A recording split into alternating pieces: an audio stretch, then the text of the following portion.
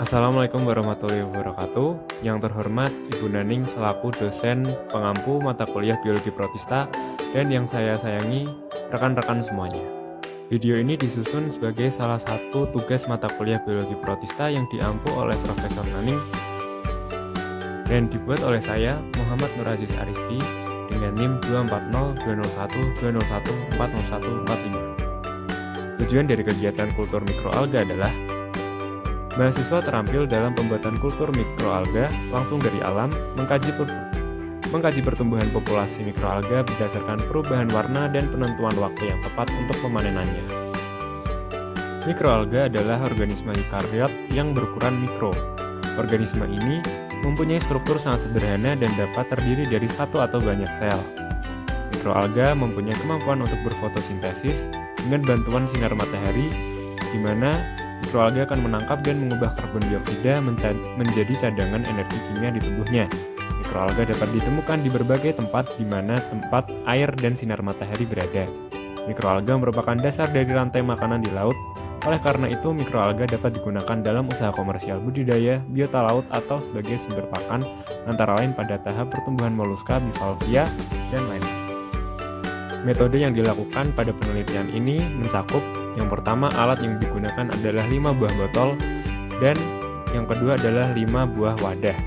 Kemudian, bahan yang digunakan adalah air mineral 500 ml, air PDAM 500 ml, air kolam atau akuarium 500 ml, air sungai atau got atau saluran dengan volume 500 ml, air genangan 500 ml, dan 15 koin dengan bentuk yang sama.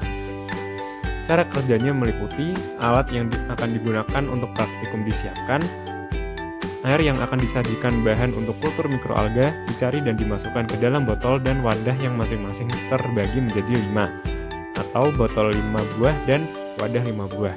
Kemudian, tutup botol dilubangi dan wadah diberi koin minimal 3 buah per masing-masing wadah. Untuk penelitian ini kami menggunakan 5 koin. Selanjutnya diusahakan memakai koin yang jenisnya sama.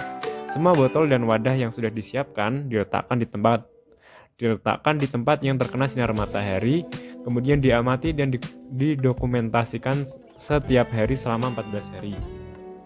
Foto dokumentasi setiap harinya diberikan keterangan pada tabel hasil pengamatan, kemudian hasil dokumentasi dikolektifkan. Kemudian, hasil yang diperoleh dari pengamatan selama 14 hari adalah sebagai berikut. Pada kultur botol, kelima jenis air yakni mineral, PDAM, akuarium, sungai, dan hujan pada hari pertama masing-masing berwarna bening kecuali pada air akuarium yang berwarna sedikit keruh menghijau.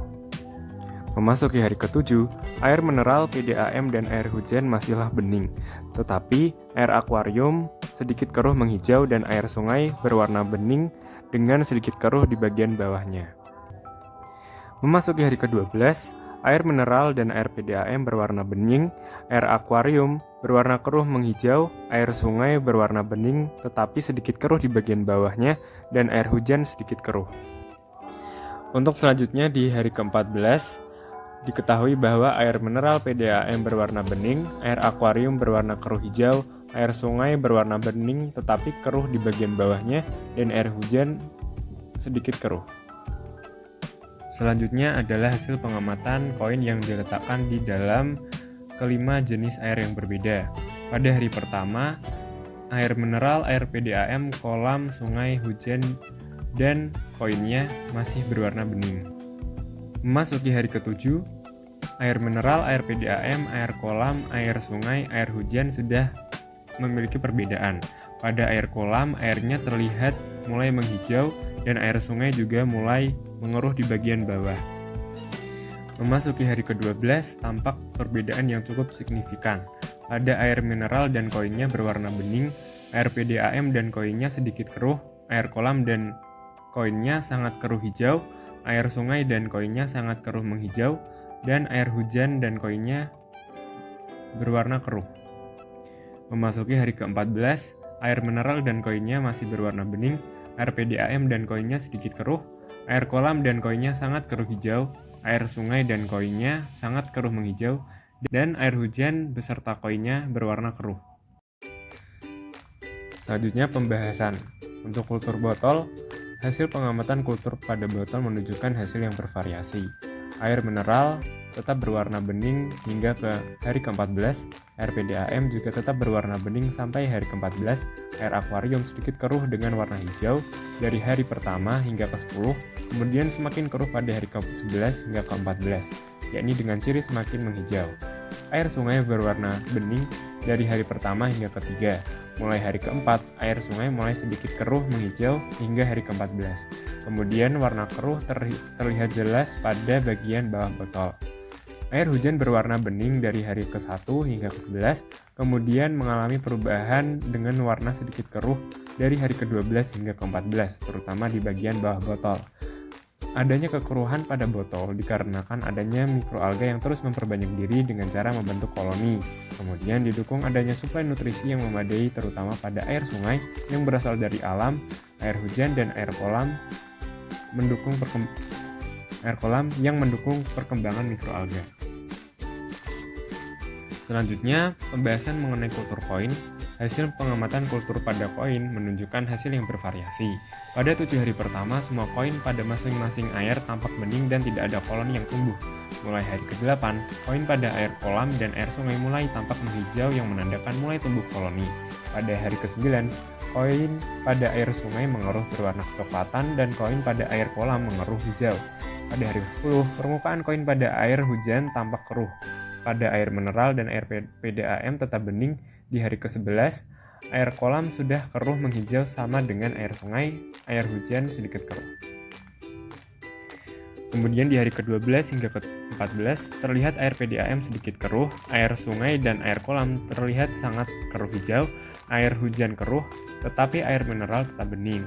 Perbedaan perubahan warna antara satu air dengan air lain disebabkan oleh adanya perbedaan faktor pendukung yang berbeda untuk pertumbuhan koloni mikroalga. Air kolam, sungai, dan genangan atau hujan memiliki banyak nutrien yang bersumber dari alam. Dari hal tersebut, sangat memungkinkan terjadinya perbanyakan mikroalga dengan cara pembelahan sel.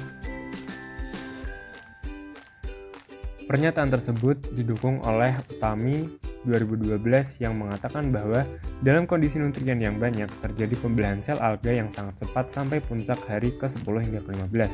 Naiknya populasi sel di awal percobaan disebabkan karena kandungan unsur hara atau nutrien yang tersedia masih banyak dalam media kultur, sehingga memungkinkan mikroalga melakukan pembelahan sel secara berulang. Selain itu, mikroalga ternyata mampu secara efektif untuk menyerap dan menjerap logam dari media cair. Kesimpulan yang dapat diambil, kultur mikroalga dapat dilakukan dengan menggunakan 5 air yang berbeda, yaitu air mineral, PDAM, kolam, hujan, sungai. Kemudian diletakkan di botol dan diletakkan di mangkok untuk diberi koin. Tanda tumbuhnya mikroalga yaitu adanya perubahan warna pada air dan pembentukan koloni pada koin. Sekian pemaparan hasil mengenai kultur mikroalga selama 14 hari. Semoga video ini dapat dijadikan sebagai bahan pembelajaran kita semua. Dari saya sekian, kurang lebihnya mohon maaf. Wassalamualaikum warahmatullahi wabarakatuh.